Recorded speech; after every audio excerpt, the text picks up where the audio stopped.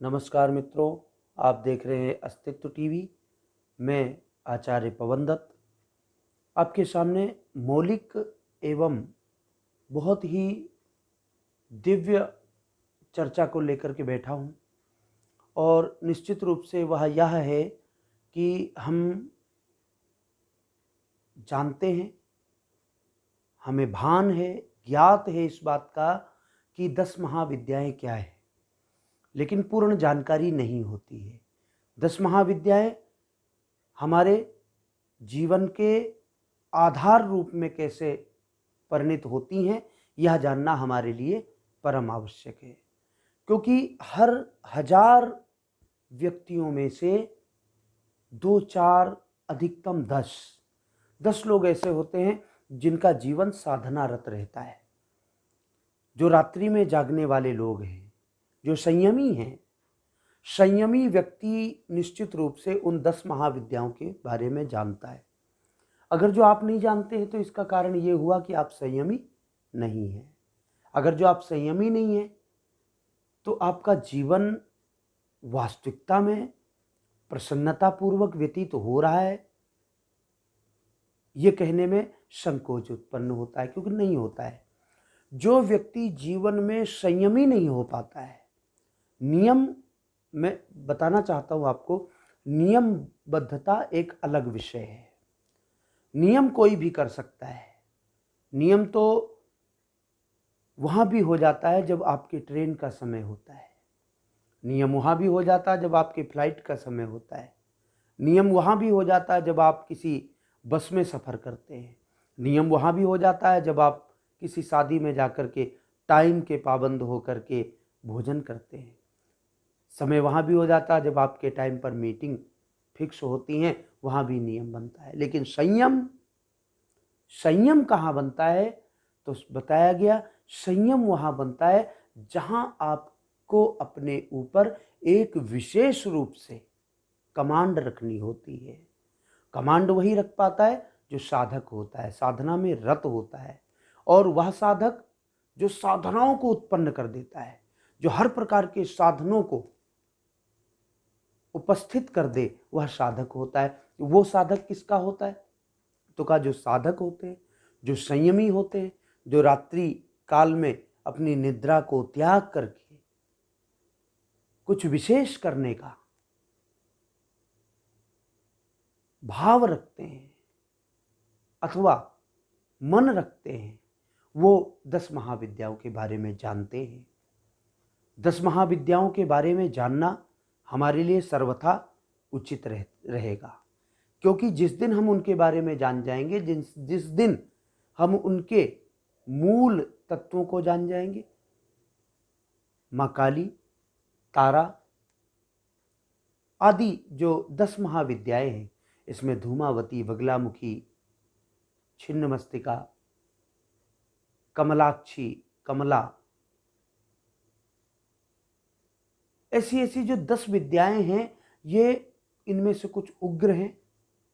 इनमें से कुछ महाविद्याएं ऐसी हैं जो बहुत शांत हैं, बहुत सरल हैं, और कुछ महाविद्याएं ऐसी हैं जो कि निश्चित रूप से तुरंत के तुरंत उनका पूजन का फल उनके विधान के साथ ही प्राप्त होता है। बहुत कम लोग हैं, डरते हैं लोग कि इनकी साधनाएं कैसे करें। घर में इनके चित्र रखने से भी लोग डरते हैं। लेकिन मैं बता देना चाहता हूँ महानुभाव कि जो नेतृत्व करने की क्षमता रखते हैं, वो सदा सर्वदा आगे चलते हैं। आगे चलने वाले ही निश्चित रूप से उन 10 महाविद्याओं को पूज पाते हैं, क्योंकि 10 दिशाएं होती हैं। एक दिशा में एक महाविद्या की कमांड है, और जिस दिन हम उनसे जुड़ते हैं तो निश्चित रूप से हम सर्वाधिकार रूप से पौष्टिक हो जाते हैं और ऊर्जावान हो जाते हैं। साथ साथ में हम बहुत कुछ करने की क्षमता को प्राप्त कर लेते हैं। आइए हम जानना चाहेंगे 10 महाविद्याओं में प्रथम महाविद्या माँ काली। माँ काली एक ऐसी देवी हैं जिन देवी के माध्यम से हम अपने जितने भी रोग, दोष, भय, व्याधि, जरा, पीड़ा इत्यादि इनका निवारण करने वाली माँ काली है। काला जादू, काला तंत्र, किसी के ऊपर किसी की हाय, किसी के ऊपर किसी की दृष्टि कुदृष्टि लग जाए, उन सब का दमन करने वाली है काली, काल मर्दिनी है। जब काल मर्दिनी की शरण में हम जाकर के उनकी उपासना करते हैं, उनको पूजते हैं, उनको सेवते हैं, तब जाकर के उनकी दिव्य दृष्टि हमारे ऊपर पड़ती है। और जिस दिन उनकी दृष्टि किंचित मात्र भी पड़ जाती है तो उस दिन से हम लोग उस काल से नहीं डरते, हम लोग उन व्याधियों से नहीं डरते, हम लोग उन तंत्र मंत्र टोने टोटके नजर दृष्टिपात कुदृष्टि इन सब से बच जाते हैं। वो सदा सर्वदा हमारी रक्षा करने के लिए तत्पर हो जाती हैं, क्योंकि वो काली काल मर्दिनी हैं, काल को डराने वाली हैं। काल जिनसे थर थर कांपता है, जिनसे डरता है, वो प्रथम महाविद्या माँ काली। तो ऐसी काली का सेवन करने के लिए उनको क्या क्या प्रिय है, उनकी साधना में कैसे रत हों, तो उनके मूल मंत्र तक जाना होगा। मूल मंत्र कौन देगा, तो कहा जो साधना में रत होगा, जिसके अंदर गुरुत्व की भावना उत्पन्न हो गई होगी, जो गुरुत्व आकर्षण से पूर्णतया सुसज्जित होगा, जिसका हृदय तो आपका भी धड़कता है, लेकिन जिसका हृदय माँ काली के लिए धड़कता होगा, जिसके जिह्वा में माँ काली का स्मरण रहता होगा, जिसके मस्तिष्क में वह छवि विद्यमान होगी, वह आपको उस मूल मंत्र को प्रदान करने वाला होगा, वो आपका गुरु होगा। गुरु से आप मार्ग लेकर के माँ काली की उपासना के लिए तत्पर हो जाएं और उनके मूल मंत्र का जाप करें। मूल मंत्र के जाप के साथ साथ में आपको गुलाब जामुन, दाडिमी कुसुमोपमाह, दाडिमी फल कहते हैं अनार को, मिष्ठान में गुलाब जामुन बहुत प्रिय है माँ को। अनार का जूस, अनार का फल, अनार के दाने माता को अत्यंत प्रिय हैं। रात को भिगाए हुए सुबह छोके हुए चने, जो काले चने होते हैं, और हलवा, मीठा पान, गुलाब की माला, रक्त पुष्प प्रिया है माँ काली, रक्त पुष्प प्रिया है, रक्त पुष्प उनको बहुत प्रिय है। लौंग की माला बहुत प्रिय है, नींबू की माला बहुत प्रिय है, जिनकी बहुत सारी कामनाएं होती, जो व्याधियों से घिरे हुए होते हैं, जिनके ऊपर बहुत सारी शक्तियों का आना जाना रहता है, जो किसी दुष्प्रभावी शक्ति से पीड़ित होते हैं, जो निश्चित रूप से किसी के चक्रव्यूह में पड़े हुए होते हैं, उन सबको दूर करने की क्षमता माँ काली में है।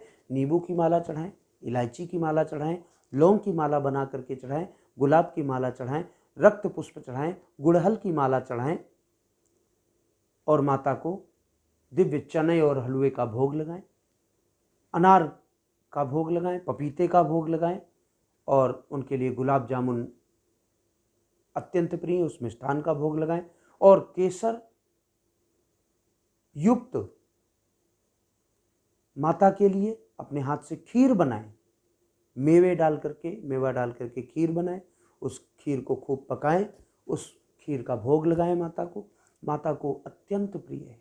और जिस दिन माता के साथ में बैठ करके ऐसा भाव बना करके आप उन काली को जपेंगे भजेंगे, निश्चित रूप से वो काली कल्याण करने वाली आपके लिए तत्पर हो जाएंगी, आपका कल्याण करने के लिए निरंतर आपके बारे में विचार करने लगेंगी और आपके जो छोटे से लगा करके बड़े तक तंत्र मंत्र टोने टोटके भय व्याधि जरा पीड़ा इत्यादि इन सब का निवारण हो जाएगा, सब आपसे दूर हो जाएंगे, क्योंकि काली काल मर्दिनी है और निश्चित रूप से आपको वह शुभाशीष प्रदान करेंगी, आपके ऊपर प्रसन्नता रूपी आशीर्वाद प्रदान करेंगी, जिससे आप ज्येष्ठ हो जाएंगे, जिससे आप श्रेष्ठ हो जाएंगे, जिससे आप महत्वपूर्ण व्यक्ति जाने जाएंगे और आपके बहुत सारी जो मनोकामनाएं हैं वो मनोकामनाएं भी वो पूर्ण करने वाली हैं।